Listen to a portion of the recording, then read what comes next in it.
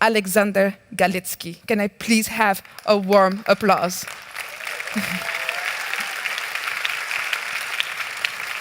Can I use my privilege to hug you? And the other person that's coming on stage to talk to Alexander is also known as Chief Wowness, which is a pretty cool title that I'd love to have too at some point. Wait, what did you say? Wowness? Wowness, exactly. Wowness, So Marcello. I guess, I don't know, but I guess the title comes from the fact that he hasn't only built a couple of startups in Europe, he's helped a couple of startups in Europe, he built 2 startup accelerators, and as if that wasn't enough, he also built Tech.eu and is on the pulse of the European tech ecosystem. So please put your hands together for Chief Wowness, Alex Barrera.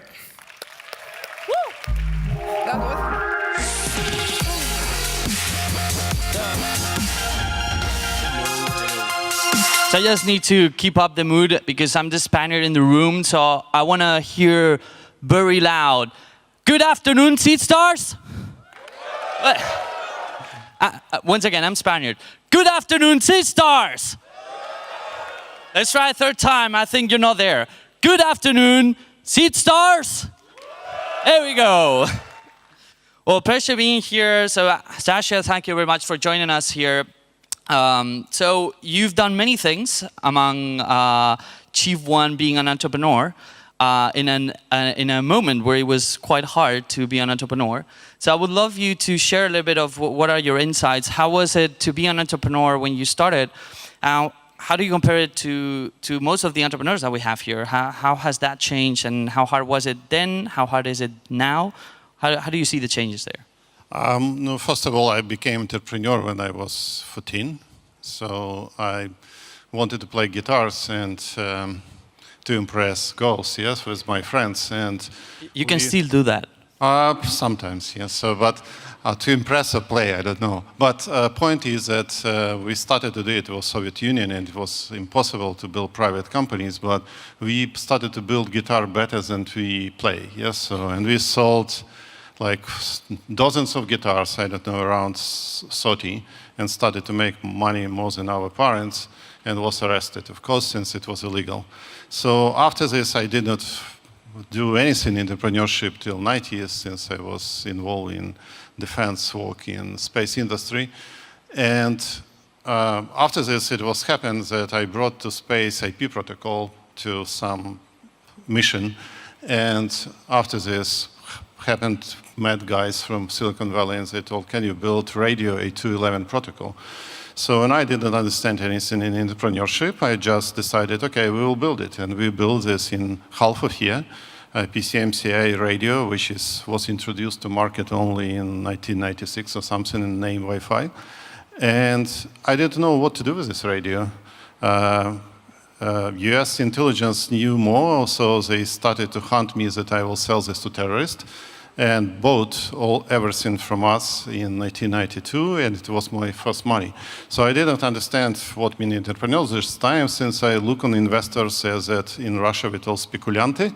I don't know how to tell. It is the guys who sell something for bigger money, and I didn't understand at all. So, but what I learned from this lesson that you sometimes do only to market, and it is very tough to decide to continue or not to continue.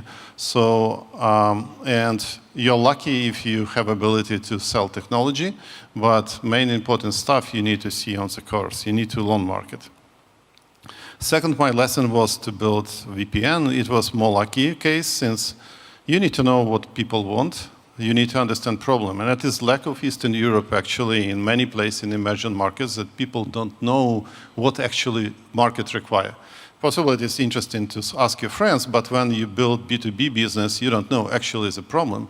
So, but I listened that Sun Microsystem, my friends who invested money on me, they don't know how to crack NDS drivers in Microsoft. So I took the team and we cracked the NDS drivers, which was not public information, and we able to put VPN in 1994 in live to internet, and we gave ability to start to use internet for secure communication. So the second lesson, when you need to know that you need to learn problem pretty nice. So it is my entrepreneurial experience past 90s, yeah? Yeah, just simple thing. You wake up one morning, invent Wi-Fi, Tech No, Morning, no, I know VPN. 9 to 5. No. Did you get any I girls just thanks to implement VPN? protocol. It was simple. Did VPN get you any girls? No, VPN, this was some kind of invention. It is pretty interesting stuff. Yeah. So, But by VPN, you're not impress girls. you don't? Damn. So, so you became co-founder and managing partner at Almaz Capital. So you've been investing all across the spectrum in most I importantly. built 5 companies before. I know this extensive background here of building companies. Then you went to the dark side of the investor side. And so I've read somewhere that you guys were kind of removing yourself a little bit from Russia and finding companies to invest in more on the whole axis of Eastern Europe. So I would like you to share with us your experience. Which countries do you see in Eastern Europe are more powerful and why? Which are your favorites, basically? It is difficult. And don't say Ukraine. Yeah, I was born there, but I will not tell you. Ukraine is my favorite, of course. But Come on, Ukraine in the house. There we go. So, but speaking about Eastern Europe, for me, I will say from technical point of view, I see that study and universities are very, very similar from my point of view. So I found when we're now looking for investment, we even indicated that what areas Eastern European universities, in comparison to other universities, the best. Since today is more important when you build and grow a company to find talents to supply that growth. It is by talents, by engineers. And in Silicon Valley, where we have main office, we see that it is pretty shortest of talents. And even it is too many people there, but some of them is not so talented, and you need to have the top one. So from this perspective, we started to see these opportunities in many, many places. For example, I didn't know that so many interesting guys in Croatia, for example. So I was very focused on Romania. The reason is very simple, since Ceausescu wanted to build his opposite atomic bomb, and not be friendly with Soviet Union. So, but he put a lot of efforts to engineering education. So, and now it is results. You have a lot of Romanian very good engineering. So, by this way, I cannot say who is favorite. I will say we are hunting the best. So the other day we were talking about a little bit of the focus that Almaz has in kind of what kind of companies that you guys invest in, and I think it would be interesting for you to share with the audience what are the things you think. I'm doing constructive criticism. What are the kind of things you're missing, you're lacking in Eastern Europe that you would like to see more developed? Oh, it is few. It is understanding of what means product. Yeah, so product is a separate issue from technology. So spending like 25% you spend for prototype, idea prototype, and technology, but 75 it is marketing and sales, and actually bringing or converting a prototype to product, real product, which is you bring. So lacking of this second part, it is very often happened. The second one, it is mentality.